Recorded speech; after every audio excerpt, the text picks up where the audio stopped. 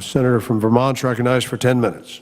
Mr. President, there are at least two major goals that we've got to achieve in health care reform, and that is we have got to expand access to everyone in America, and we've got to control costs.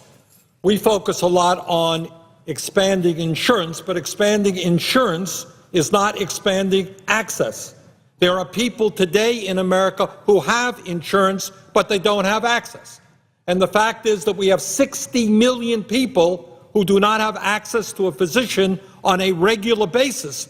And many of those people, according to recent studies, 45,000 may die because they don't get to a doctor in a timely manner, and by the time they walk into the doctor's office, their situation is terminable. So we need to substantially improve access to health care. And when we improve access, we save money because people do not go to the emergency room. They do not end up in the hospital sicker than they otherwise would have been. Mr. President, we need a revolution in primary health care in America. Unless we do something and do it now, our primary health care system infrastructure is close to collapse. We have an aging primary care workforce which is not being replaced. At a Senate hearing I chaired earlier this year, it was noted that only 2% of internal medicine residents were choosing primary care as their specialty. Happily, Mr. President, there are two federal programs that can both assure access and control costs. And I refer to the Community Health Center program and the National Health Service Corps.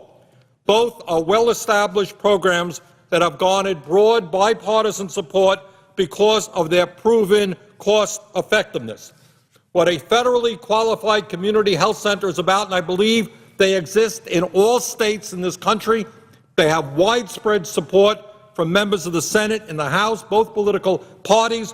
What they are about is saying that anyone in an underserved area can walk into that facility, get health care, either through Medicaid, Medicare, private insurance, or a sliding scale.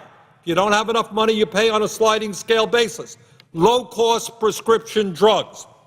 This is a very, very successful program that now provides health care to over 20 million Americans, and it is a 40-year-old program, again, supported widely in the House and the Senate.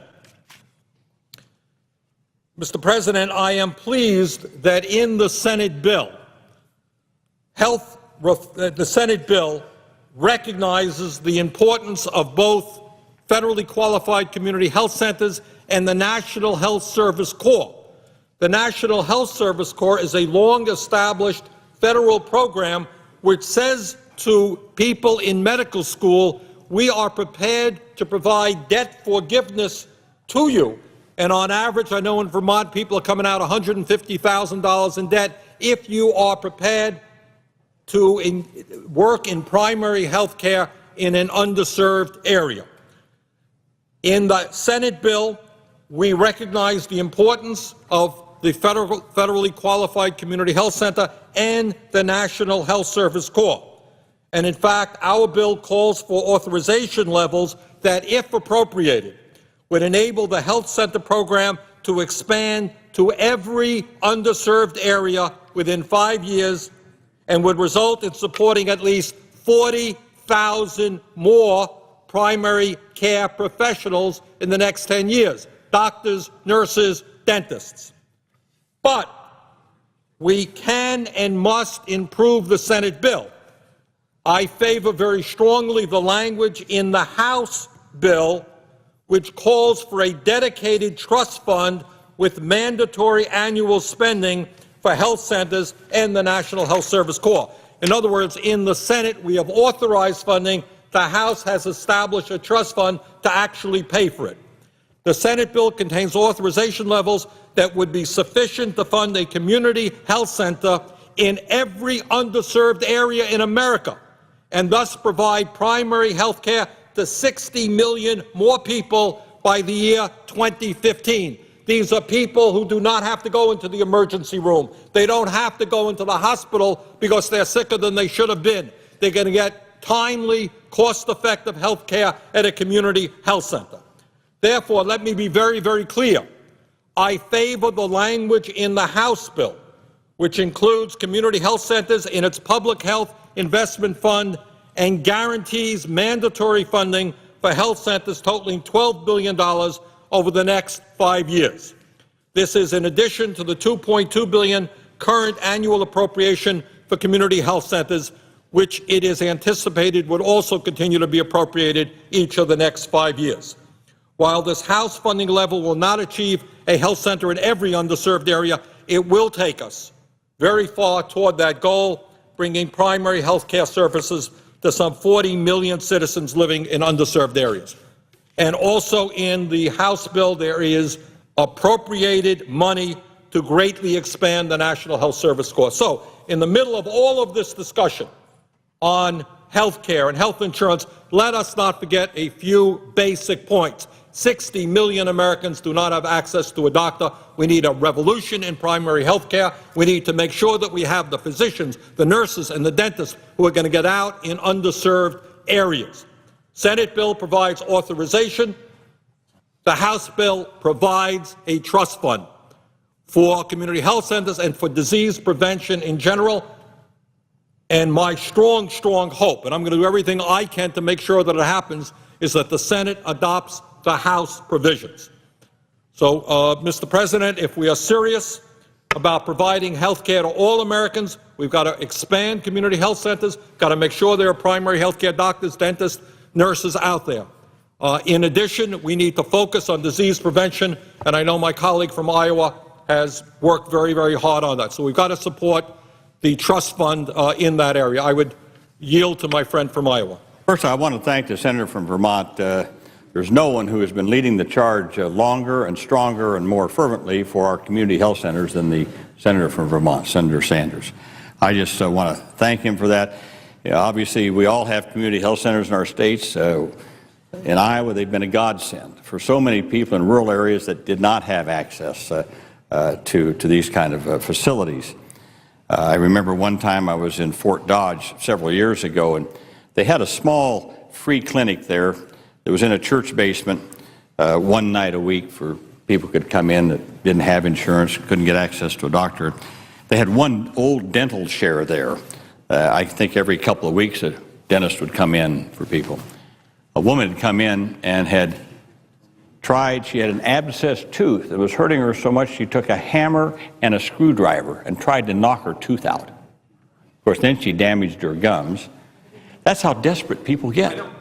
Well, it was because of that, I got the Fort Dodge community looking at a community health center. They now have a wonderful community health center. They have doctors there, they have nurses there, and people have access to that kind of dental care and health care. Let me just mention to my friend, in the state of Vermont, the poorest region of our state borders on Canada. It's called the Northeast Kingdom, the northeastern part of the state. For 30 years, we have had a number of community health centers in that region. And you know what? Amidst all of the poverty, all of the unemployment, all of the economic problems, we do not have a problem in terms of primary health care in the poorest area of the state of Vermont, precisely because of these community health centers, which you indicate addresses dental care, which we often forget about, mental health counseling we forget about, low-cost prescription drugs. So I look forward to working with the chairman of the Health Committee and others to make sure that we fund the kind of revolution we need in disease prevention, in primary health care, which at the end of the day improves people's health, keeps them out of the emergency room, keeps them out of the hospital, saves us money. Study after study saves us money. I can't help, I thank the senator again, I can't help, but every time we talk about community health centers, I always have to add one thing. A lot of people think community health centers are just for poor people who don't have anything. Nothing could be farther from the truth. They will take anyone who walks in the door. You can have health insurance, you can be on Medicare, you can be on Medicaid, you can have no insurance, You can have a great insurance plan, whoever walks in the door, and they have a sliding scale based on income, based on resources of who they will take. It's been my experience, I'd ask the senator from Vermont what it's been in his area, but it's been my experience in our growing number of community health centers in my state of Iowa, that more and more people Consent for 2 minutes more. Without objection. with insurance are coming to community health centers. Why? Because they get the kind of hands-on care, they get the kind of supportive services, a lot of times language barriers that are a problem. They get preventative care. They get all the things that make people feel better about their own quality of health care. So more and more we're finding people that actually have health insurance going to community health centers. I ask if that's been the experience. Let me concur with my friend from Iowa. In the state of Vermont, we have gone from 2 to 8 with 40 satellites. Over 100,000 people in Vermont are now accessing community health centers for their primary health care. And the other point that we don't often make about community health centers, they're democratically run. They're run by the communities themselves. And my experience is exactly what the senator from Iowa's experience is. They are community health centers. In rural areas, it's not rich or poor. By and large, most of the people, regardless of income, go in there. The doctors are there for a long time. The dentists are there. It is, in fact, in the best sense of the word, a community health center, open and accessed by all people. People take responsibility for it because it's democratically run. It is a program.